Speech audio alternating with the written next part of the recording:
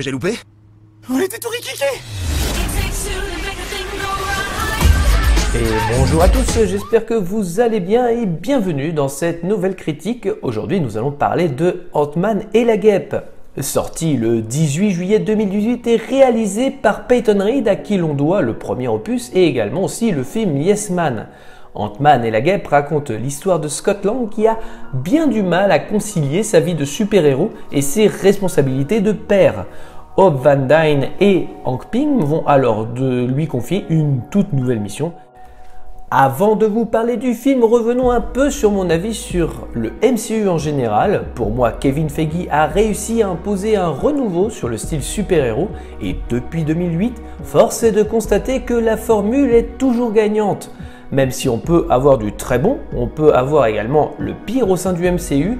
Parfois inégal et épisodique, les films Marvel rassemblent.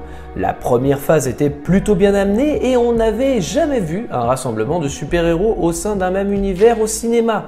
La deuxième phase engendre les premiers problèmes avec des redondances et une formule qu'on commence à connaître. Même si Iron Man 3 et Captain America Winter Soldier sont de bonne facture, le reste est déjà vu, voire même soporifique. C'est d'ailleurs là que le premier Ant-Man pointe le bout de son nez. Mon avis sur le film est resté le même depuis, une formule usée ne prenant aucun risque de surprendre le spectateur. On se demande même ce que le personnage fait au sein du MCU. La troisième phase engendre les mêmes problématiques que la phase 2 et Ant-Man revient de façon expéditive dans Captain America Civil War, prouvant une fois de plus l'inutilité du personnage au sein de l'univers. D'ailleurs, ça me rappelle légèrement un autre personnage.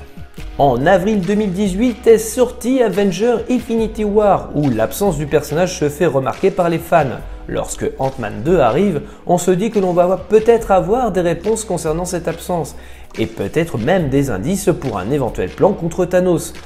Eh bien, compte là-dessus Coco.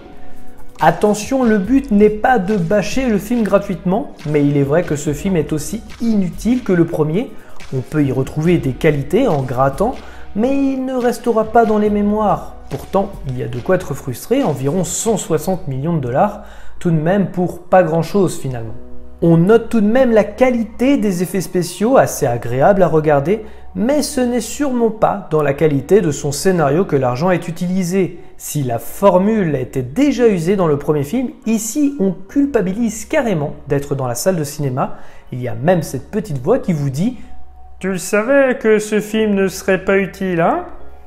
Car oui, les gens grognent, mais les premiers coupables, c'est tout de même nous, le spectateur, et je m'inclus dedans, car je participe au succès de ce genre de film sans âme. Et même si certains continuent de défendre un film aux ambitions abyssales, en se disant « Surtout, il ne faut surtout pas se prendre la tête et prendre le film pour une bonne comédie ». Certes, oui, le film n'en reste pas moins incohérent et stupide.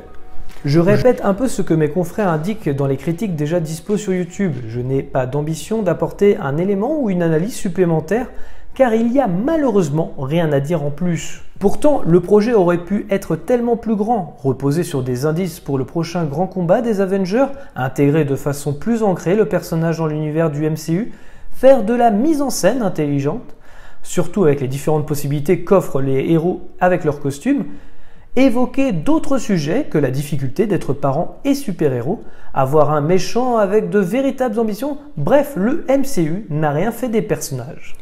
Si je devais vous résumer ce film, je dirais que c'est un film sans âme, de même que le personnage principal.